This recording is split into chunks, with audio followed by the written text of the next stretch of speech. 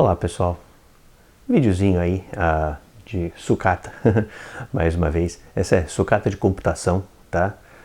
Essas são partes que eu recebi aí já há um tempão de um servidor de arquivos, um servidor de armazenamento na realidade, da Digital Equipment Corporation, famosíssima companhia ao longo dos anos aí dessa história da computação, tá?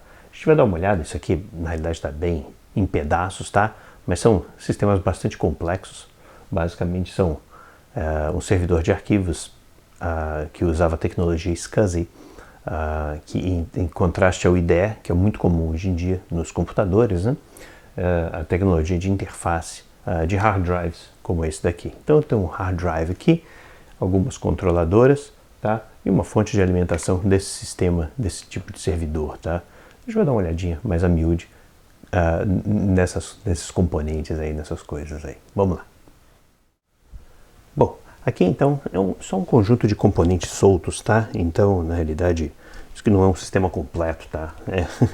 Mas são só peças, tá? Então, na realidade, eu tenho dois tipos de controladoras diferentes, controladoras entre interfaces entre o computador principal, né, a placa-mãe principal, e os hard drives, né? Esse aqui é um exemplo de hard drive, né? Um deles, tá?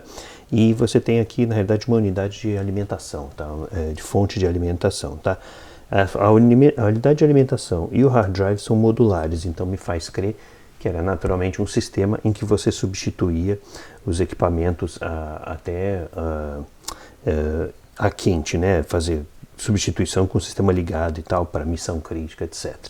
E as placas aqui, elas na realidade são placas típicas PCI, tá? Interface PCI aqui, não PCI Express nem nada, é um pouco mais antigo, e são placas controladoras com múltiplos, algumas delas com múltiplos canais, né? Quer dizer, com 2 canais aqui, 3 canais aqui, né? 3 conectores aqui. Então são placas bastante avançadas para a época, tá? São placas, todo esse sistema aqui tem uma carinha de ser dos anos 2000, final dos anos 90, início dos anos 2000, então por si só é um sistema bastante avançado aqui de armazenamento. Bom, o primeiro componente aqui é o hard drive, tá? É um hard drive aqui pela marca Compaq, já o põe no final dos anos 90, início dos anos 2000, tá?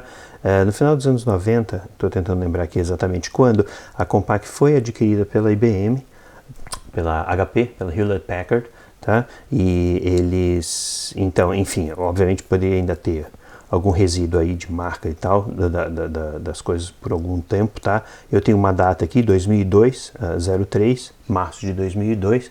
Esse aqui é um HD Ultra Wide SCSI de 36.4 GB e 10.000 RPMs, tá? Só em contraste, os HDs IDS hoje em dia que você encontra de maior performance chegam a essa velocidade, se não me engano, o Western Digital Black, a linha Black é de 10.000 RPMs, mas aí eles reduzem a velocidade para 7.200 nos HDs, a esmagadora maioria dos HDs domésticos, né? 7.200 ou 5.400, 5.200, dependendo do uso, para uso em NAS ou então em laptops, tá? Então, efetivamente, esse aqui é um HD muito avançado para a época. Nós tivemos HDs, inclusive antes disso, em 95, 96, HDs de 15.000 RPMs, inclusive da Seagate Cheetah, tá? Mas eram extremamente ensurdecedores. Para uso doméstico são horríveis, tá? Esses sistemas aqui de servidores e tal, eles não se preocupam com ruído. Então o barulho desses HDs é um barulho agudo, alto, extremamente irritante, tá? Então realmente para o sistema doméstico não é muito bom. Mas enfim, o resto aí são informações de detalhes aí e tal, de outras informações, códigos de barras, etc. E aqui está basicamente a interface do hard drive. Isso aqui é parte do hard drive ainda, tá? Com essas grandes aletas aqui de refrigeração. Isso aqui é absolutamente fundamental para esses hard drives de alta rotação, tá? Mas o resto aqui é estrutura. Estrutura para quê? O hard drive só consome isso aqui, tá? Ele só vai daqui para cá, tá? O resto aqui é estrutura, naturalmente, de encaixe no servidor, tá? Isso aqui na realidade é uma gaveta deslizante, tá?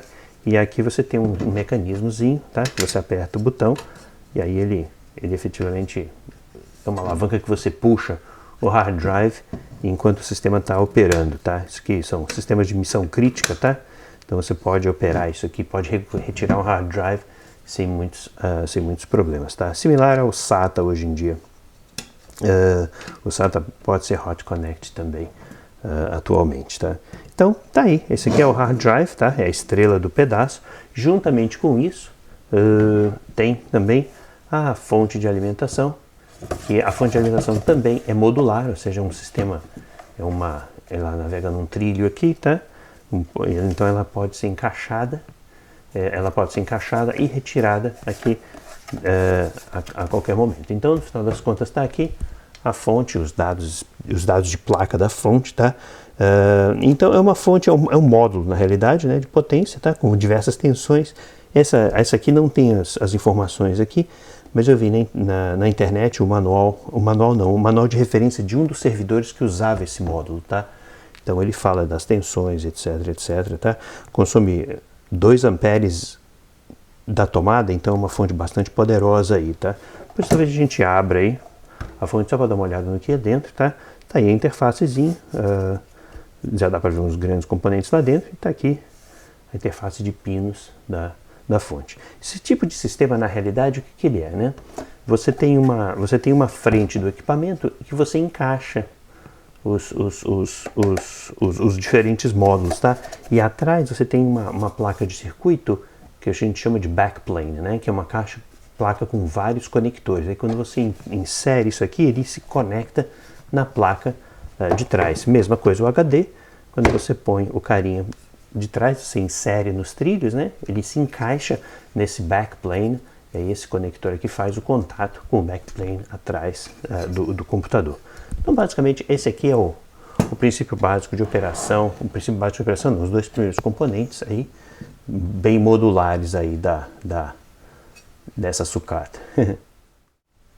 Bom, aqui agora a gente tem uma das controladoras SCSI, tá? Então são 2 interfaces ultra-wide SCSI. Eu tenho uma outra placa aqui que dá para mostrar bem também, uma outra placa idêntica, tá? Dá para mostrar bem o tipo de interface, tá? É uma interface ultra-wide SCSI de 68 pinos, tá? Esses são sinais diferenciais em LVDS, que é um padrão de comunicações físico, né? Um padrão físico de comunicações. E aqui a placa tem uma certa conveniência também, que é um conector de alta densidade de 50 pinos, tá? IDC, para equipamentos menores, periféricos de mais baixa velocidade, tá? Então esse carinha aqui, na realidade, é uma controladora SCSI de 2 canais. As controladoras que fazem o protocolo todo de sinalização estão aqui. São 2 LSIs enormes aqui, tá? 53C875, nem vi na internet o que era isso, tá? Então isso aqui é interessante. Essa placa agrega algumas coisas também. Tem 2 conexões de ultra-wide SCSI externas aqui na lateral, tá? Na lateral aqui, 2 conexões externas também, e tem também uma conexão Ethernet.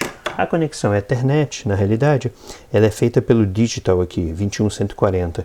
Esse aqui é um controlador de Ethernet da época. A gente teve, na época, placas de Ethernet com um chipset parecido, tá? Isso, nossa, nos anos 90 e tal. Era a plaquinha que você comprava aí no mercado e tal. E basicamente aqui, esse Intel aqui, muito provavelmente é um controlador de PCI. PCI em si era um padrão, era um consórcio de indústrias, tá? O PCI é basicamente a conexão com a placa-mãe, né? Mas o PCI era um consórcio de indústrias, tá?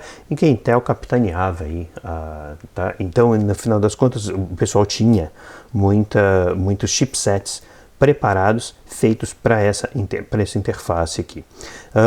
Ainda no segmento... Bom, aí no mais, o resto aqui é difícil. Você não tem, obviamente, esquemática, é impossível traçar o circuito desse tipo de coisa, tá? O circuito complexo também nem me interessa muito, tá? Mas basicamente aqui são outros elementos comuns que a gente tem normalmente. Tem 2 carinhas aqui soldados, cá em cima, em geral, quando tem etiquetinha assim, em geral é um componente programável e que tem um certo firmware, tá? Então isso aqui provavelmente ou é uma lógica programável, tá? PAL ou etc, ou pode ser apenas memória mesmo. Esses carinhas aqui, Fairchild aqui, são apenas lógicas, tá? Tem muitas logiquinhas aqui, pequenininhas e tal. Tem dois componentes da National aqui, eu não cheguei a ver, esse aqui eu imagino que seja a parte física da Ethernet. A Ethernet está aqui, típicos componentes com o transformadorzinho de pulso, optoisoladores e um varistor, justamente para fazer proteção elétrica aqui da interface de rede, tá?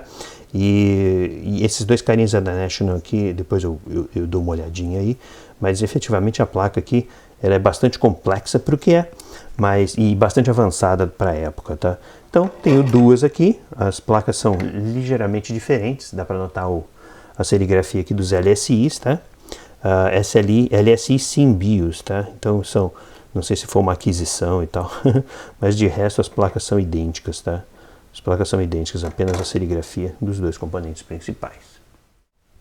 Bom, essa daqui, a última placa, para mim, a mais interessante, tá? Também é uma controladora ultra-wide SCSI, tá? Eu também tenho duas dela, tá? Com as grandes interfaces ultra-wide SCSI aqui de 68 pinos, tá? Essa daqui não tem a interface SCSI de baixa velocidade, de 50 pinos, né?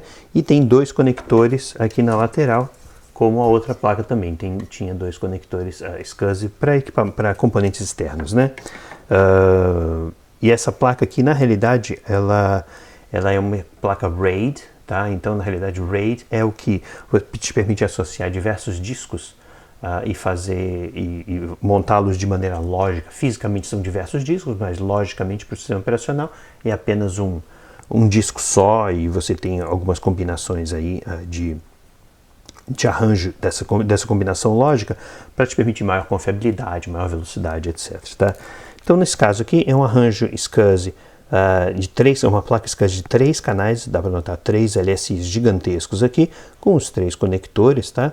E obviamente essa placa tem muito mais detalhes aqui. Obviamente eu havia comentado dos componentes com as etiquetinhas, componentes programáveis, tá? Então tem uma série de componentes programáveis aqui, e o que mais contrasta em relação dessa placa com relação à outra é obviamente a presença de um grande Intel i960 aqui e uma memória local aqui, um pente de memória local aqui, tá?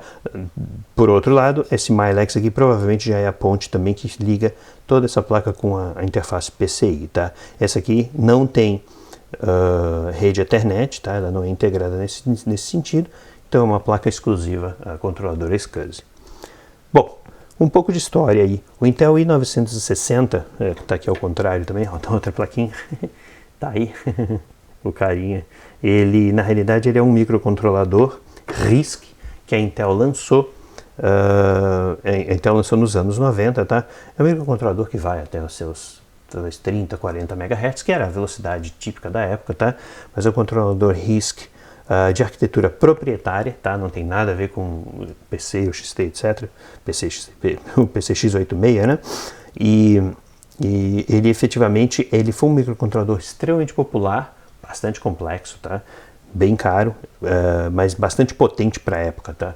O que ele tinha uma capacidade muito boa, ele era usado em diversos sistemas auxiliares de placas-mãe. No caso aqui, o sistema, provavelmente o Intel faz toda a tratativa do RISC, da maneira como os dados são divididos logicamente através dos hard disks, né? Então o Intel i960 é um processador bastante poderoso que, ironicamente, cedeu o seu lugar. Na realidade, ele foi descontinuado porque a Intel tinha adquirido a Digital Corporation, né, a DEC, na época, e eles herdaram dessa aquisição os processadores ARM. Já antigamente eles não eram tão populares quanto hoje em dia. Hoje em dia você encontra o ARM em qualquer padaria, né? Mas então o Intel i960 foi descontinuado em favor do ARM, e hoje em dia a história da ARM é fantástica, tá? Então, obviamente, eu tenho aqui um pente de memória de 72 pinos, tá? Bastante comum à época também. Esse pente de memória provavelmente era cache, tá? Era memória cache justamente para fazer toda a tratativa lógica. Você precisava armazenar os dados de maneira na placa para que você pudesse ir distribuindo e liberar o computador para fazer outras coisas. O computador envia os dados, essa placa faz toda essa tratativa e o computador vai embora para fazer outras coisas, enquanto a placa fica trabalhando para dividir os dados para os hard drives. Essas placas eram extremamente rápidas, poderosas para a época, tá? Um terceiro detalhe bastante curioso aqui, que era bastante comum também, é o chipzinho aqui da Dallas.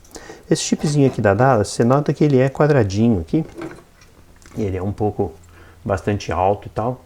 Esse tipo de chip da Dallas aqui, na realidade, ele é deep, tá? Esse cara aqui, a Dallas era muito famosa por fabricar esse tipo de componentes altos, tá? O que eles na realidade são? Esse daqui na realidade é um chip de memória RAM estática, tá? Mas que tem internamente aqui uma célulazinha, uma pilhazinha botão, típico ou CR2032 ou alguma coisa nesse sentido, tá? Uma pilhazinha desse tipo, que mantinha os dados da memória RAM intactos quando o sistema se desligava, tá? Então esse aqui é um DS1225, é apenas um chip de memória RAM. Eles tinham também outros chips como relógios, por exemplo, relógios em tempo real, né? Que o relógio rodava mesmo que o computador estivesse desligado, etc. Esse tipo de componente aqui, a durabilidade deles tipicamente é de 10 anos. Então, eles foram muito populares, tá? Esses componentes da Dallas estão presentes em diversos equipamentos da década de 90, só que o pessoal não previa que esse tipo de componente ia durar, os sistemas em que esses componentes estavam iam durar mais de 10 anos de operação. Então, no final das contas, é comum você ter que substituir esse tipo de componente, porque a pilha vai para o vinagre, e aí não tem jeito, né? Não tem outro jeito. Então, esse tipo de componente aqui também o pessoal normalmente também faz, eles decapam o componente, retiram a pilha e fazem outro sistema, substituir com outro sistema aí de armazenamento de memória. Armazenamento não volátil, né? Flash, memórias flash em si, que são muito comuns hoje em dia, e E2PROM, não eram tão comuns, eram extremamente caras para a época, tá? E também eram extremamente lentas, esse que é o detalhe também. Enfim, tá aí a placa mais interessante e a mais sofisticada do conjunto. Bom, pessoal, tá aí, esse é o apanhado geral dessa sucata. Espero que vocês tenham gostado e até a próxima. Aquele abraço.